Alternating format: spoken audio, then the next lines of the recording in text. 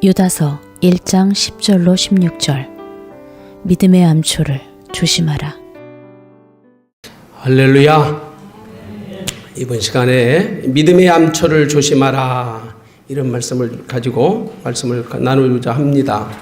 우리 한번 유다서 1장 10절에서 16절까지를 한번 읽어보도록 합니다.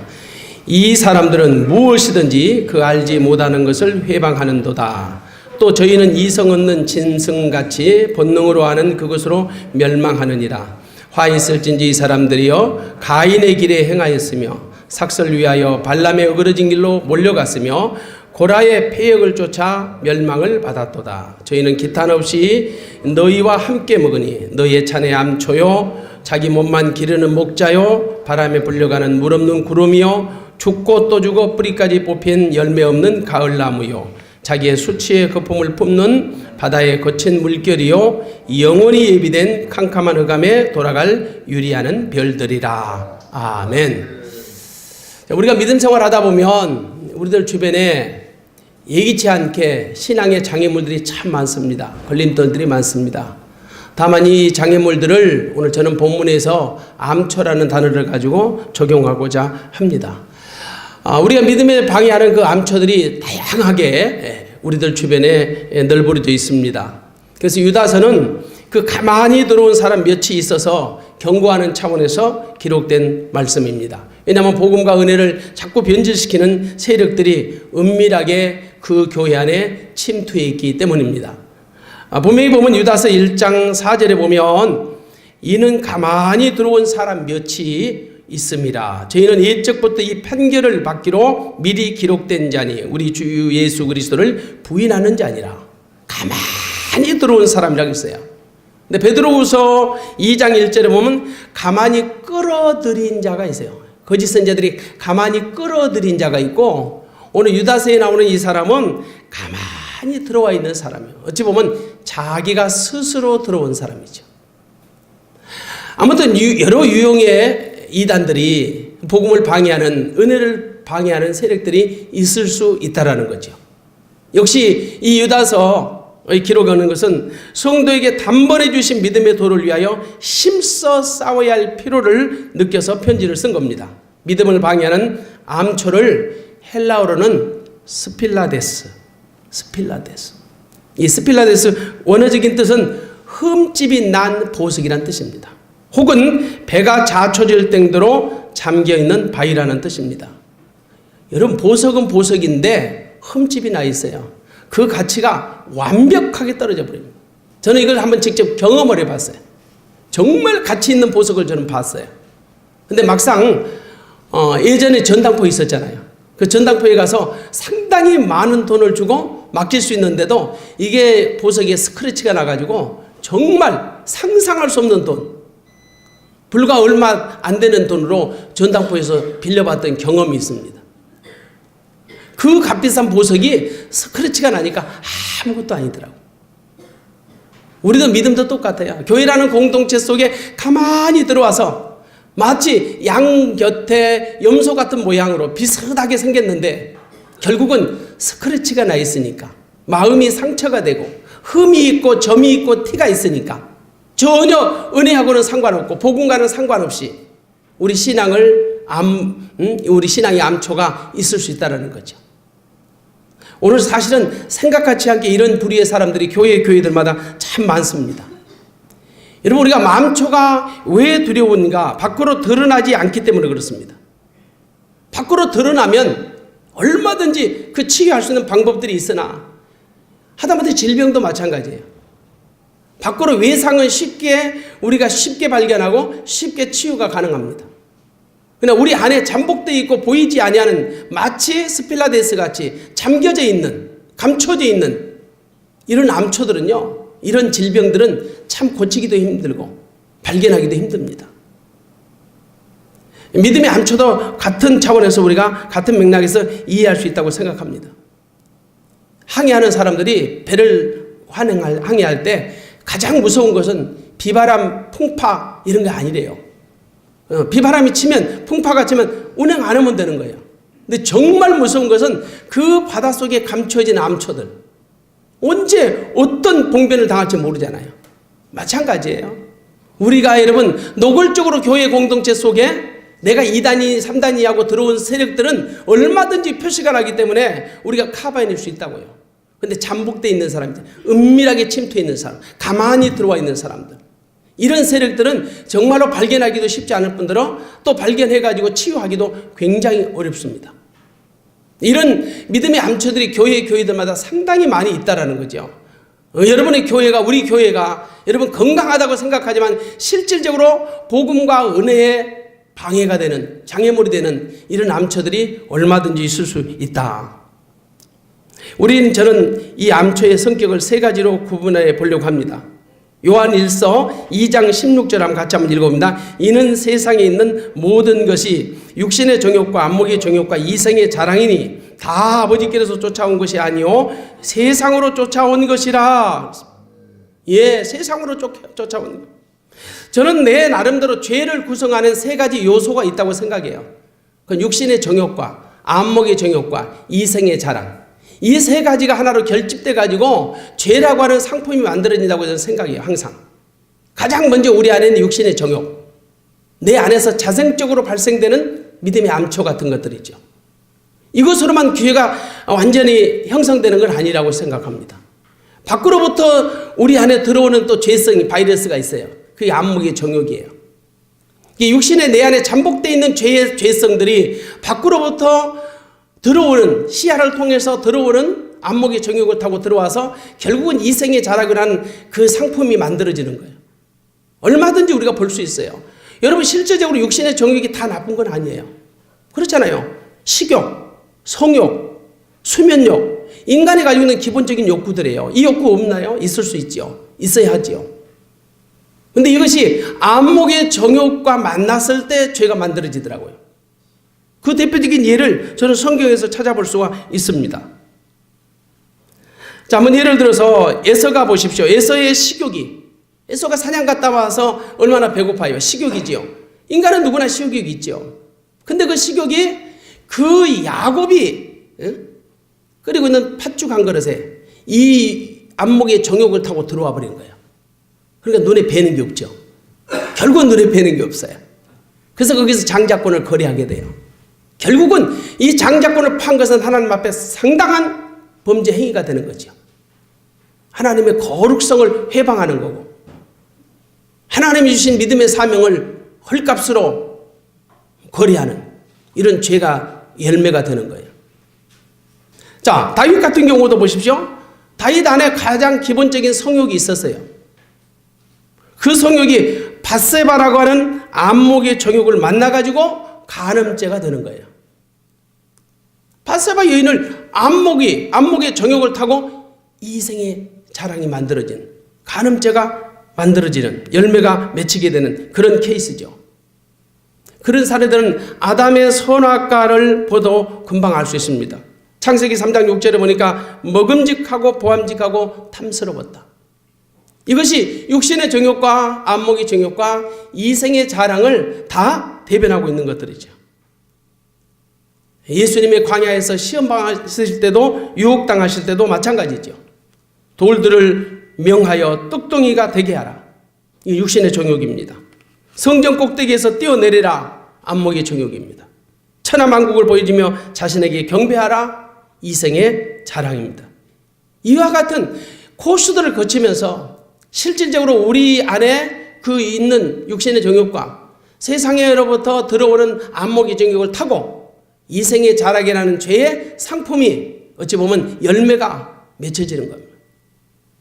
그런데 오늘 읽었던 유다서의 본문에 보면 이 사람들이 나와요. 이 사람들이 8절에도 10절에도 11절에도 16절에도 이 사람들이 나옵니다. 이 사람들의 정체가 드러나는데 16절입니다. 16절 거기 가로에 한번 읽어봅시다. 이 사람들은 원망하는 자며 불만을 토하는 자며 그 정욕대로 행하는 자라. 그 입으로 자랑하는 말을 내며 이를 위하여 아첨하느니라. 이 사람들의 행실은 12절부터 13절에 보니까 저희는 애찬의 암초요 자기 몸만 기르는 목자요 바람에 불려가는 물 없는 구름이요 죽고 또 죽어 뿌리까지 뽑힌 열매 없는 가을나무요. 자기 수치의 거품을 뿜는 바다에 거친 물결이요. 영원히 예비된 캄캄한 흑암에 들어갈 유리하는 별들이다.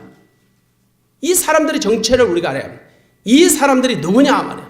이 사람들을 조심해야 합니다. 교회는 이 사람들을 색출해서 발본 색출해서 이 사람들만 잘 방어해도 교회는 건강한 모습으로 회복될 수 있습니다. 이 사람들이 문제예요. 이 사람들. 이 사람들의 실명을 거론하고 있죠. 누구예요? 가인과 발람과 고라입니다. 이 사람들은 다 구약의 대표적인 악한 자들이고 믿음을 방해하는 암초 같은 사람들입니다. 성경은 이 사람들의 실명으로 딱 거론하고 있어요. 이 사람들이 얼마나 하나님 보시기에 악한 사람들인가. 저희는 애찬의 암초라고 했습니다. 이 사람들이 하는 행실을 보면 애찬의 암초. 초대교회는 애찬식을 했습니다. 아가페 밀이라고 해서. 성찬 예식과 약간 좀 다른 차원에서 사용되지요. 어떤 사람은 그렇게 얘기해요. 성찬은 세례받은 사람들만에 나누는 주님의 의식이고, 애찬식은 세례받지 않아도 교회라는 공동체 속에서 다 같이 더불어서 나눌 수 있는 사랑의 식탁, 아가페 밀이라고 해요. 그런데 이 초대교회에 이런 의식들이 상당히 만연되어 있었지만은 실질적으로 그 고린도 교회 같은 데도 문제가 뭐냐면 이 아가페 밀을 할 때 부자들은 부자끼리 와가지고 맛있는 음식 자기들끼리 또래또래 모여가지고 자기들끼리 다 먹어버려요. 가난한 사람은 가난한 사람들끼리 와서 대충 싸다가 부자들이 먹는 거 구경하고, 그러니까 분파가 나눠지잖아요.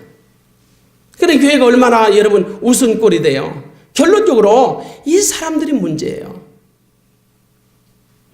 그러니까 이 사람들은 애찬의 암초예요. 암초. 차라리 애찬식을 하지 말지. 왜 그걸로 상처받습니까? 예전에 우리 가끔씩 그러잖아요. 왜 애갑잔치 해놓고, 왜 칠순잔치 해놓고 형제간들끼리 싸웁니까? 신기해요. 왜 잔치 배설해놓고 싸우냐고요. 마치 교회도 그런 시스템. 교회 안에 부자들은 부자들끼리, 많이 배운 사람은 많이 배운 사람들끼리. 언젠가 한번 목사님이 한번, 이야 우리 교회는 90% 이상이 다 대졸이야 그러더라고요. 여러분 그게 뭐 자랑할 만한 가치가 있나요? 90% 이상이 다 대졸이야. 요즘 어중이 떠중이 다 20, 30대는 다 대졸입니다. 대졸 아닌 게 이상해요. 그렇잖아요. 하다못해 아니하면 여러분 방송통신이라든지 사이버라든지 뭐 이런 유사한 것들을 통해서 얼마든지 4년제 여러분 대학 코스 다 밟을 수 있어요.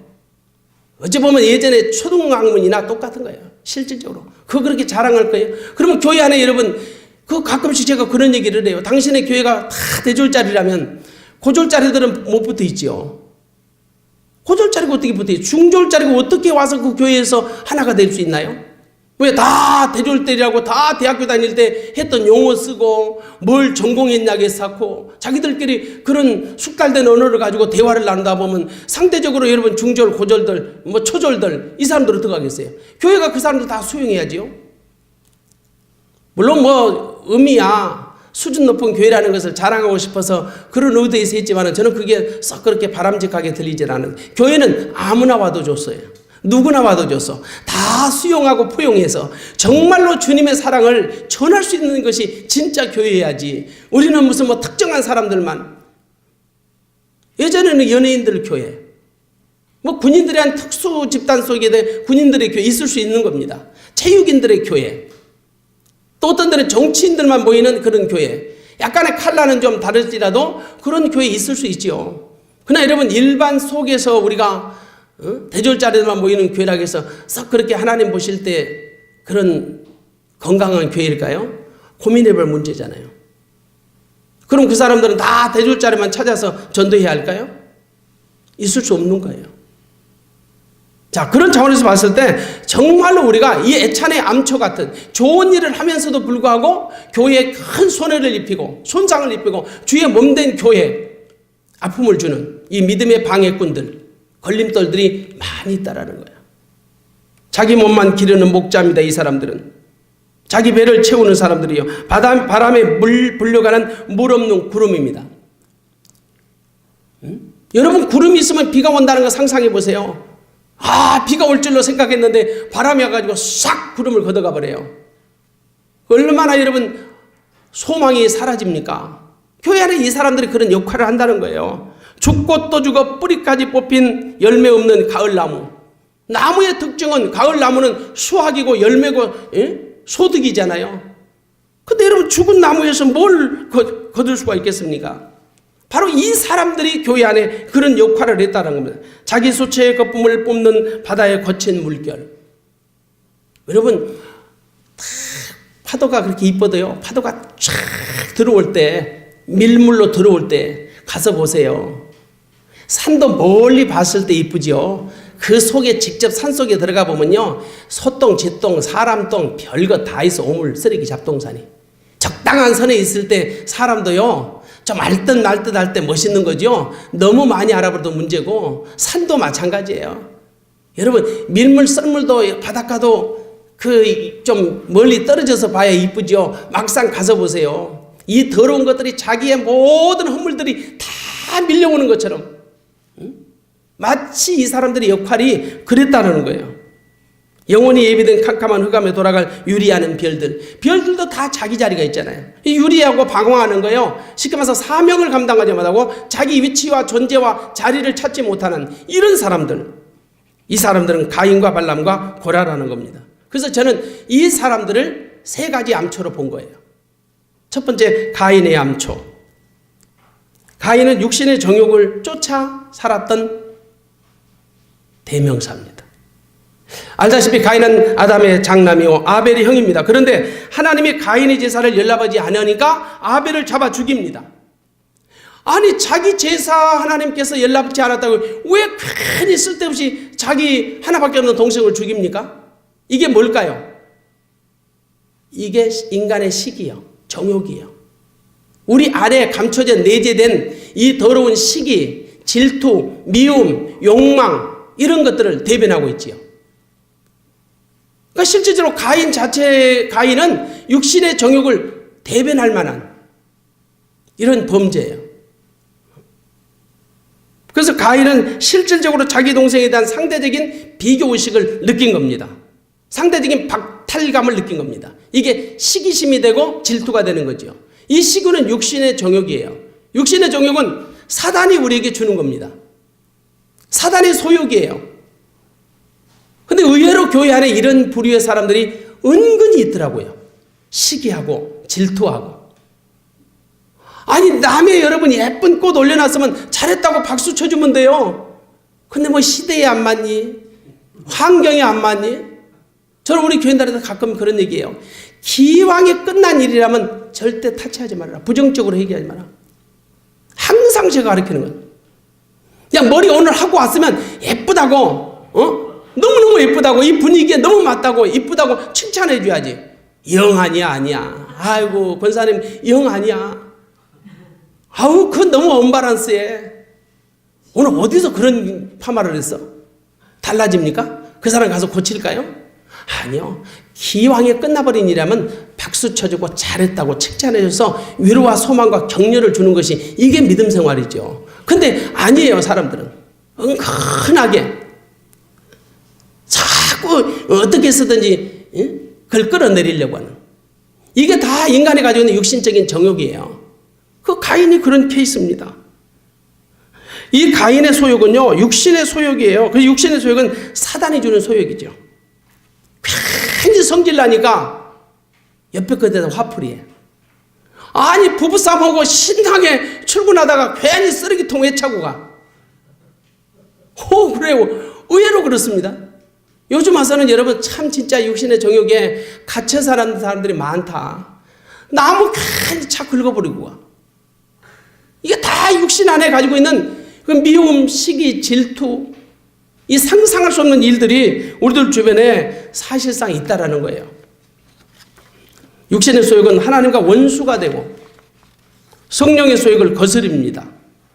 그래서 이 가인의 암초는 반드시 우리가 제거해야 합니다. 그런데 우리 힘으로 할 수 있느냐는 거예요. 문제는 여러분 우리 안에 있는 우리의 성품, 기질, 내 안에 내재됐던 내 정욕을 다스릴 수 있나요?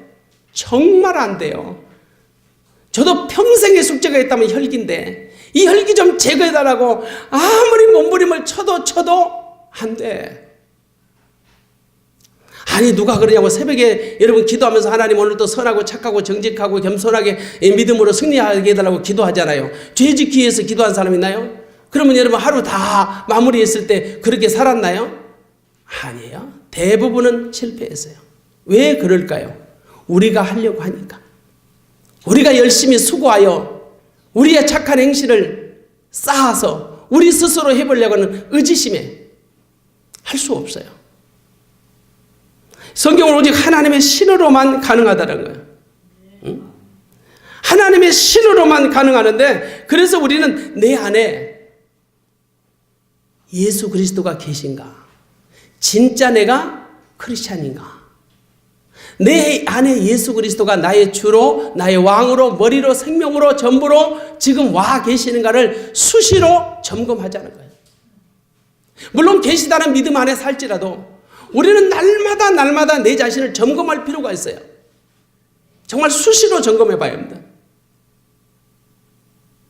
저는 고린도후서 13장 5절 이 말씀이 정말 제게는 큰 은혜가 되었고 정말 이 말씀 한 구절로도 우리 안에 있는 예수 그리스도의 임재하심을 경험할 수 있는 그 절대적인 말씀이라고 봐요. 자, 같이 한번 읽어봅니다. 너희가 믿음에 있는가 너희 자신을 시험하고 너희 자신을 확증하라. 예수 그리스도께서 너희 안에 계신 줄을 너희가 스스로 알지 못하느냐. 그렇지 않으면 너희가 버리운 자니라. 할렐루야. 여러분 이 한마디 말씀으로도 우리가 하나님의 사람인지 우리가 예수 그리스도의 성전된 하나님의 사람인지 아닌지를 확실하게 검증할 수 있어요.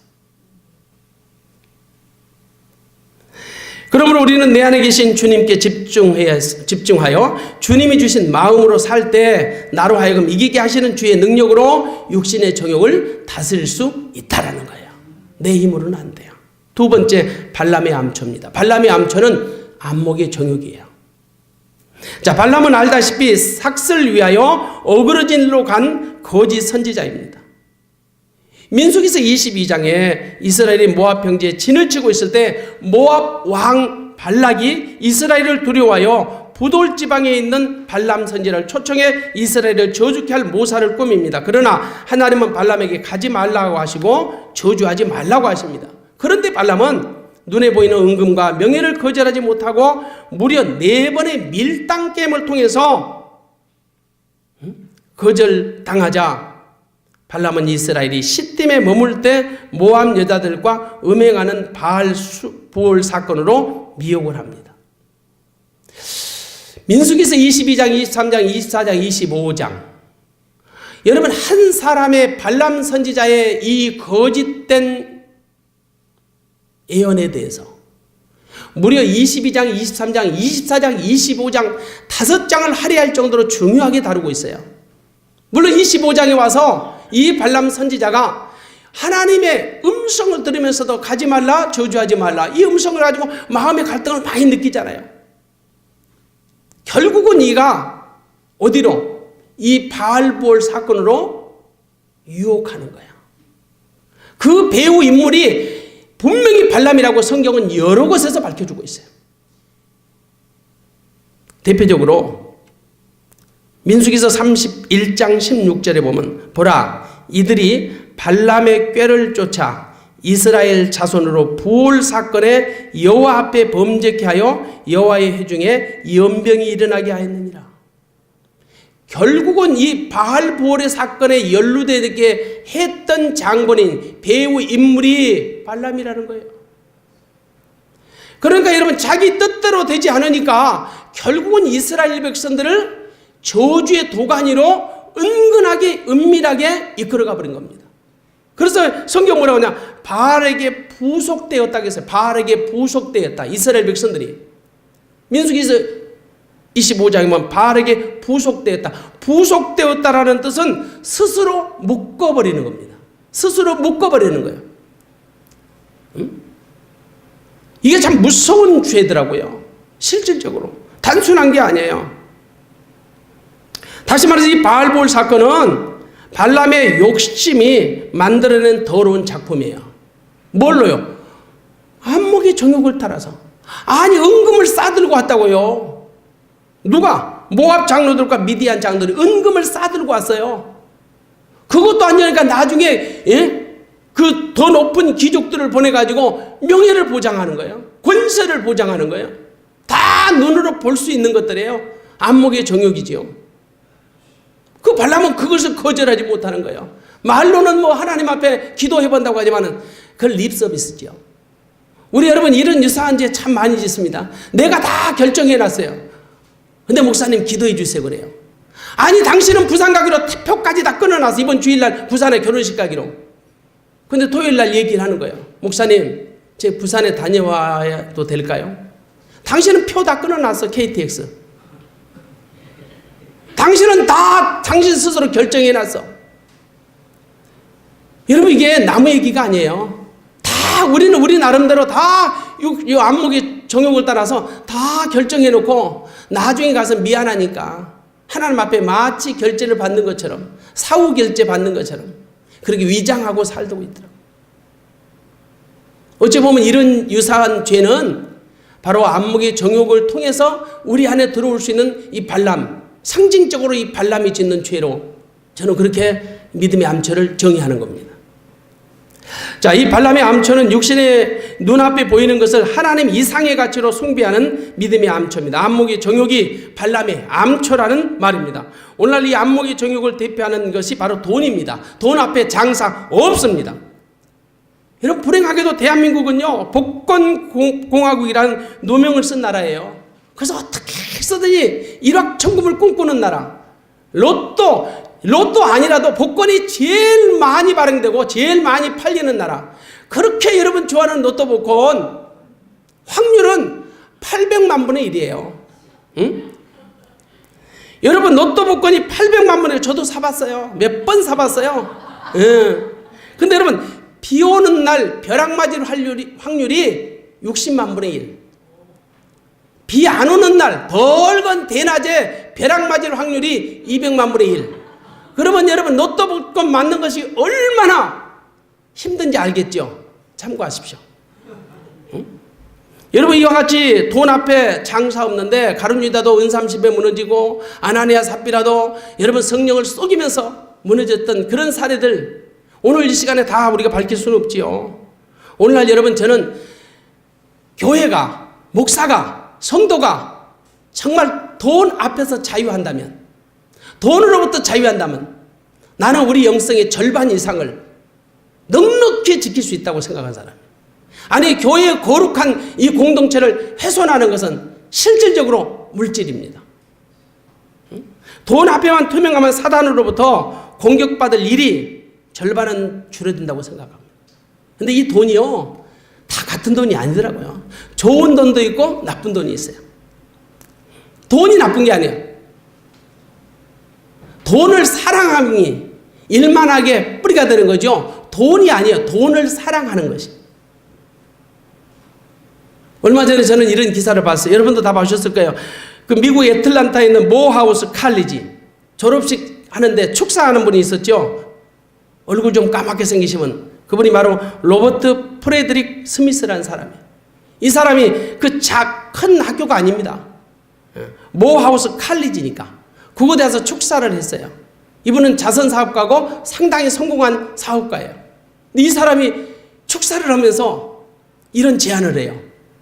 우리 가족이 여러분들 이 졸업생들이 400명인데 400명 당신들이 학자금 대출 받았던 모든 것을 다 우리가 대신 지불해 주겠습니다. 여러와 같은 박수를 쳤어요. 여러분 얼마나 될까요? 한국 돈으로 477억. 놀라지도 않아. 477억을 축사하면서 그 학교와는 전혀 상관없는 분이, 물론 그 학교가 그 유명한 마틴 루터 킹 목사님이 졸업한 학교예요. 477억을 여러분들이 학자금 융자 받았던 걸 다 대출 금액을 내가 다 우리 가족이 짊어지겠다. 멋지잖아요. 예. 동일한 기사가 어제인가 또 떴지요. 우리나라도 그 션이라는 친구가 기증을 참 기부를 많이 하대요. 뭐 40억을. 그러면서 이번에 우리 집은 하늘나라에 지켰다는 거예요. 왜 같은 시대를 살면서 이렇게 돈 앞에 초월하고 초연한 사람들이 있는가 하면 저 돈 앞에 포로가 돼가지고 헤어나지 못한 인간들이 있냐는 거예요. 여러분, 특별히 교회는, 아니 목사는, 성도는 이 황금으로부터 자유할 수만 있다면 최소한도 마귀의 공격을 저는 절반 이상은 다 물리칠 수 있지 않을까, 이런 생각을 합니다. 마지막으로 저는 세 번째 고라의 암초를 말씀드립니다. 이 고라의 암초가 바로 이생의 자랑이죠. 이 고라는 모세의 친사촌입니다. 그래서 다단과 아비람과 온과 함께 모세와 아론의 권위에 도전하여 쿠데타를 시도한 사람입니다. 이 고라는 레위지파 사람입니다. 근데 다단과 아비람과 온은 루벤 지파입니다. 이 루벤이 어떤 사람인가 아시죠? 장자로서 루벤은 아비 침상을 더럽혀서 장자권을 박탈당한 사람입니다. 그러니 그 후손들이 얼마나 여러분 자존심 상하고 얼마나 스트레스 받고 얼마나 상대적으로 박탈감 속에 살았겠어요. 한이 맺혀 살았겠지요. 그런데 여러분, 고라가 쿠데타를 일으키니까 거기에 쉽게 동조를 해버려요. 사람들은 당신이 피해의식이 있으면 이 마음을 세탁하고 싶은 생각이 나는 거예요. 이 다단과 아비람과 온이 루벤 지파 사람으로서 그동안에 당했던 소름, 불이익, 그 열등감, 그것을 세탁할 수 있는 가장 적절한 찬스를 만든 거예요. 이 고라가 같이 합류해가지고 모세와 아론에게 항거하는 거죠. 잘 성공만 하면 자기들이 지금까지 있었던 조상들이 했던 모든 것들을 다 세탁할 수 있는 가장 절호의 찬스예요. 여러분, 이런 유사한 것들이 우리들 주변에 얼마든지 가능합니다. 그렇습니다. 총회에서 택함받은 유명한 족장 250명과 규합해가지고 고라는 결국은 다단과 아비람과 온을 자기들 수하해두고 이제 권위에 도전하게 되죠. 이 고라는 자기도 레위지파 자손으로서 모세처럼 백성들 위해 서고 싶어 모세에게 대항한 것입니다. 이들은 자기 분수도 모르고 자기 자랑만 일삼은 것입니다. 이런 사람들은 다른 사람이 앞에 선 꼴을 못 봅니다. 자기만 자랑하고 싶어서 말입니다. 이것이 바로 고라의 암초입니다. 이생의 자랑입니다. 이생의 자랑은 다른 사람들로부터 스포트라이트를 받고 싶어요. 자꾸 스포트라이트를 자기가 받고 싶어 합니다. 그 칭찬에 대한 유혹이죠. 믿음을 방해하는 암초입니다. 이생의 자랑이. 근데 의외로 오늘 우리 시대에 이생의 자랑에 노출된 사람들이 많아요.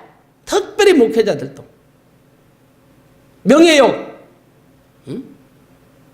이 권세욕, 이런 것들이 의외로 교회 안에도 은밀하게 많습니다. 아닌 것 같은데 상당히 강한 집단이 어찌 보면 미안합니다.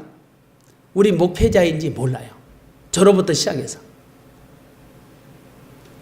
이 칭찬에 대한 유혹은 어거스틴도, 성자 어거스틴도 가장 힘들었던 것이 칭찬에 대한 유혹이다.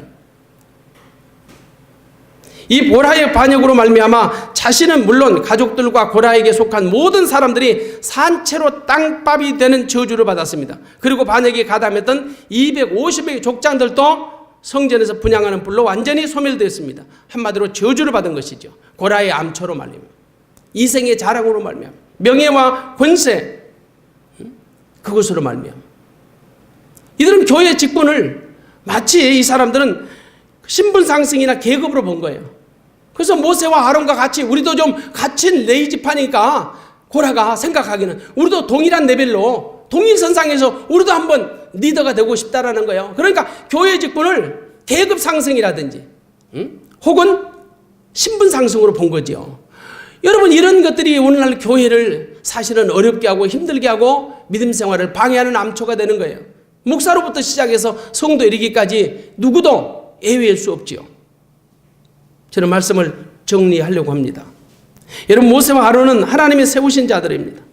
그래서 주의 일은 내가 하고 싶다고 하고 하기 싫다고 안 하는 것이 아닙니다. 주께서 오라 하면 오고 가라 하면 가야 하는 것입니다. 이 고라의 암초에 걸리면 이런 것들을 보지 못합니다. 인정할 수가 못합니다. 우리 안에 있는 가인의 암초, 발람의 암초, 고라의 암초가 없는지 이 시간 살펴보시기 바랍니다. 반드시 제거해야 할 건강한 신앙생활을 할 수 있음을 제거해야만 건강한 신앙생활을 할 수 있는 것을 잊지 마시기 바랍니다. 다만 이런 모든 암초는 내가 스스로 제거할 수 없다라는 거예요. 아무리 힘쓰고 용을 써도 안 된다라는 거예요. 방법은 딱 한 가지죠.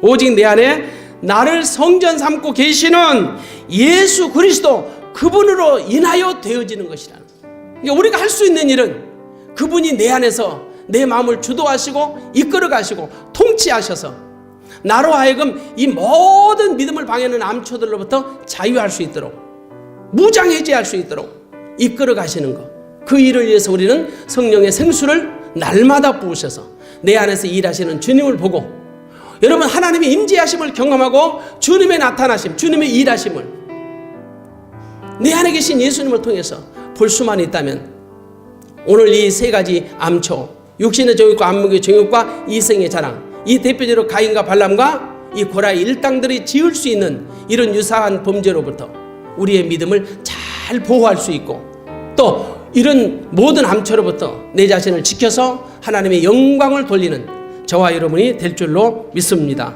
혹시라도 우리 안에 어떤 암초가 있는지를 스스로 점검해 보시고 내가 제일로 힘든 암초가 무엇인지를 한번 스스로 점검하는 이 시간이 되었으면 합니다. 할렐루야. 기도하겠습니다. 하나님 아버지, 믿음의 주 온전케 하신 예수 그리스도, 우리의 믿음의 표대이시고 우리 믿음의 전부이신 예수님, 그분을 닮아가야 할진데 우리가 말로는 주님을 닮는다고 고백을 해도 실상 우리 삶의 현장에서 이런 믿음의 암초들에 걸려서 우리가 주님을 닮아가지 못하고 하나님의 영광을 가리울 때가 한두 번이 아닙니다. 주여, 우리의 부끄러운 믿음을 용서해 주시고 날마다 그리스도의 법을 쫓아 주님의 영광을 나타내며 살게 하여 주시옵소서. 예수 그리스도의 이름으로 기도하옵나이다. 아멘.